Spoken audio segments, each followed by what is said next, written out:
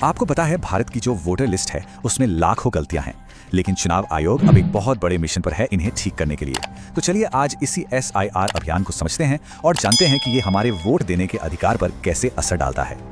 अच्छा एक बात बताइए, क्या कभी अपनी वोटर आईडी को गौर से देखा है?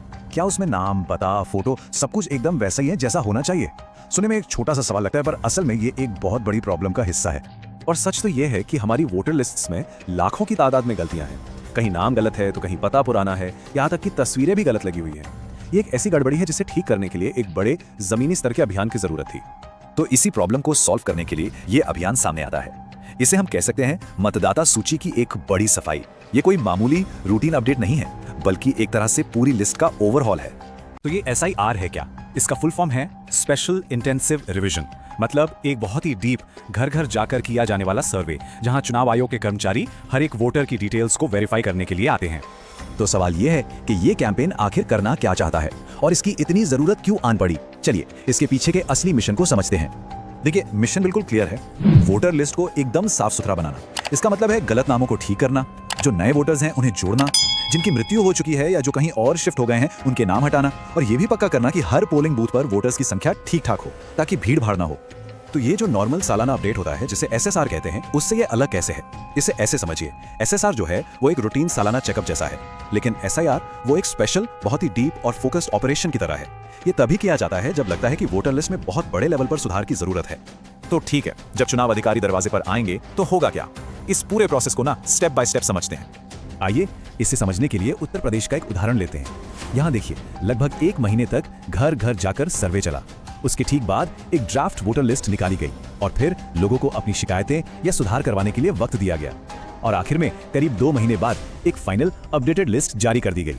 प्रोसेस जो है वो काफी सीधा साधा है। एक बूथ लेवल ऑफिसर यानी BLO घर पर आएंगे। घर के मुखिया को परिवार के सभी सदस्यों की जानकारी कंफर्म करनी होगी। फिर इसी जानकारी के आधार पर एक ड्राफ्ट लिस्ट छपेगी, और अगर उसमें कोई गड़बड़ी है तो आम लोगों को उसे ठीक करवाने का मौका दिया जाएगा, और इन सब के बाद एक फाइनल और सही लिस्ट पब्लिश हो जाएगी।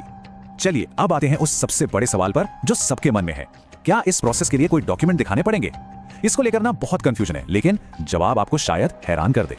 यकीन मानिए, करीब 70% लोगों को कोई भी एक भी डॉक्यूमेंट दिखाने की जरूरत नहीं पड़ेगी। ऐसा इसलिए है क्योंकि उनका डेटा पहले से ही सिस्टम में वेरीफाइड और लिंक्ड है। तो ज्यादातर लोगों के लिए ये प्रोसेस बहुत ही आसान रहने वाला है।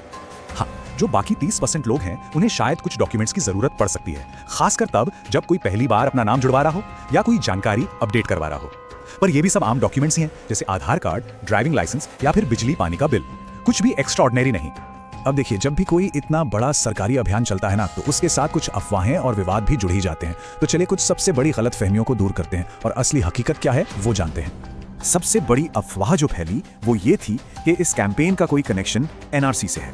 लोगों को लगा कि ये नागरिकता से जुड़ा कोई सर्वे है, पर हकीकत ये है कि इसका नागरिकता से दूर दूर तक कोई लेना देना नहीं है। ये पूरी तरह से एक चुनावी प्रक्रिया है, और इसका सिर्फ और सिर्फ एक ही मकसद है, वोटर लिस्ट को ठीक करना।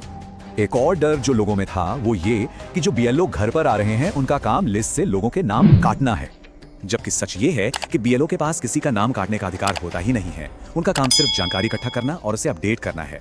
नाम जोड़ने या हटाने का जो फाइनल फैसला है वो पूरी वेरिफिकेशन के बाद ही बड़े अधिकारी लेते हैं।